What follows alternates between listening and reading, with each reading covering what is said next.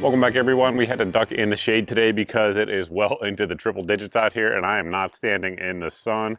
I'll sweat enough in the shade as it is. But today we're talking about this suppressor right here. This is one that has been getting a lot of attention on the internet since it has been launched, and I think for good reason, as you guys are about to see here in just a second. This is the TiTrex Core 300Ti. Now the Ti, of course, is for titanium. I should be rolling in the spec sheet on this can right now. The big thing, in my opinion, that you're about to see, which is pretty darn impressive, is the decibel reduction on a number of different calibers. That by itself, again, we're giving you a little sneak preview about what you're about to see, is impressive. However, when you combine it with the feature set, the weight of this can, it's insane in my opinion. So basically, let's walk through the overarching feature set, then head out to the range, test the decibel reduction on a few different host guns, and then kind of wrap it up in terms of what we think. That's the overview of the video. So we'll start out here at the base. It is hub compatible. It does come with a wrench. That way you can take everything off. Those of you guys who have been on the channel, been watching the channel rather, for a while know I harp on wrench flats. This one has it. Sorry about the wind if it is kicking up, but we are pushing through. So this, of course, is their base. It does come with a 5/8 by 24, I believe, millimeter threaded one. It is titanium as well. That is one thing that is different than a lot of other suppressors out there, because of course it's hub compatible, so you can use whatever hub devices that you want to, your Plan B, your Chemo, whatever. However, the direct thread adapter that comes with a lot of suppressors, even titanium ones, is oftentimes made out of stainless steel. This one is not. It's also open source.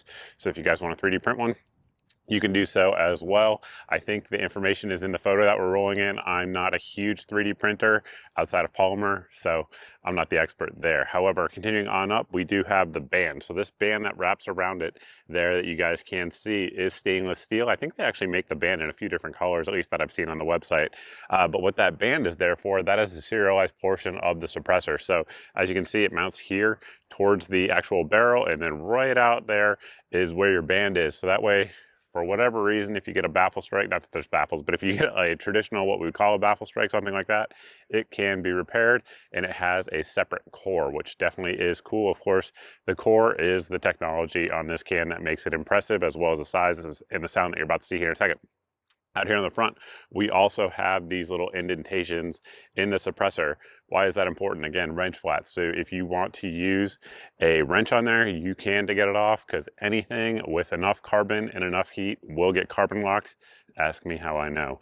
So there is that. And then additionally, out here on the end, we do have the end cap that are replaceable. They have 5.56 ones. They also have one with a brake that we're going to test out here in just a second. And then they also have, of course, the standardized one that we have on there. It does come with the brake from the factory. So that is an overview of the suppressor itself. One thing it's not that I've heard other people say on videos, at least they don't advertise it that way, is it's not like a super low back pressure, a super high flow through, whatever word you want to use for it. There is going to be some back pressure to it. That said, there's a pro and a con to back pressure, like anything else, right? It is what it is. But we'll talk about that a little bit later on in the video. For now, let's head out to the range and see the decibel reduction, because again, in my experience, I've been doing this for a long time, and there's not a lot of folks with decibel meters out there. The performance that you're about to see is pretty darn impressive. So enough yapping for me. Let's get to it. All right, folks, time for the science. So right now we have the Daniel Defense. This is their V7P 10.3-inch barrel. In the gun right now, we have some 147 grain arm score. All the ammo that you guys have seen in today's video comes from our friends over at Firearms Depot. So this obviously is supersonic. We have the rifle, the muzzle I should say, elevated to 1.6 meters above the ground. And our mil-spec meter is 1 meter to the left. So this is the mil-spec standard. So what we're going to do is fire it without the suppressor, get the baseline, and then add the suppressor and see the reduction. Pretty simple. Let's get to it.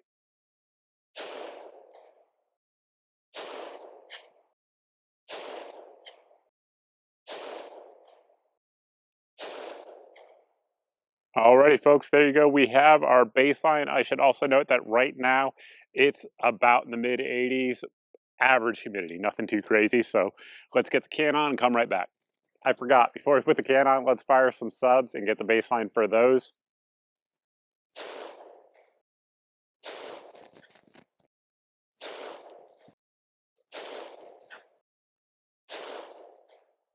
Everything's the same, still have that subsonic in there, just with the suppressor on the end. Let me make sure we are recording. We are.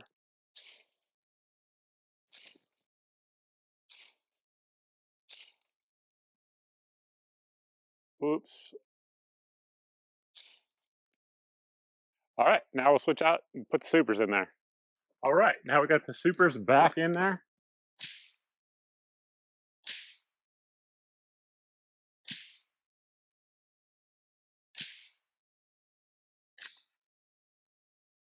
That's insane. I don't have the data in front of me, but that is one of the best performing 30 cal cans I've ever tested with both super and subs, which is hard to do. Sometimes they're better at one, but I mean, that thing. Anyway, we'll run the numbers. We'll be right back.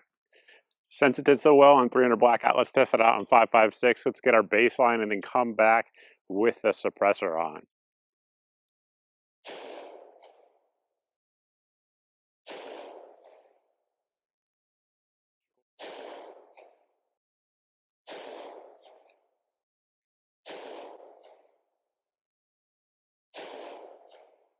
Alrighty, got our baseline. Now we're going to throw the suppressor on. Through the magic of video editing, the suppressor is on. Camera is on in the gun. Obviously, just 55 grain from our friends at Firearms Depot. Let's see how she does.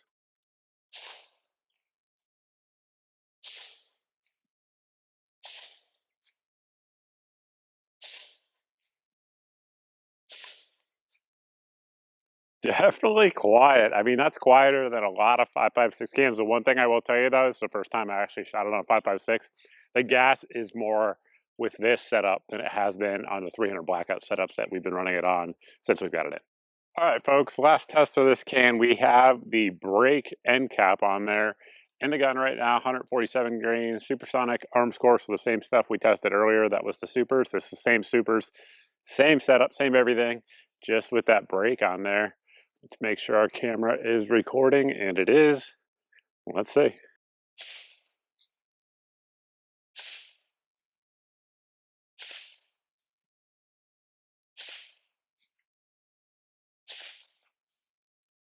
Obviously, we're on a tripod, so there's that variable there.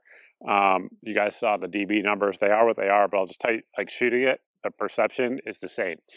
It may be that you just need something a little bit more powerful than Supersonic 300 Black to notice the difference, you know, like maybe a 300 Win Mag or something like that.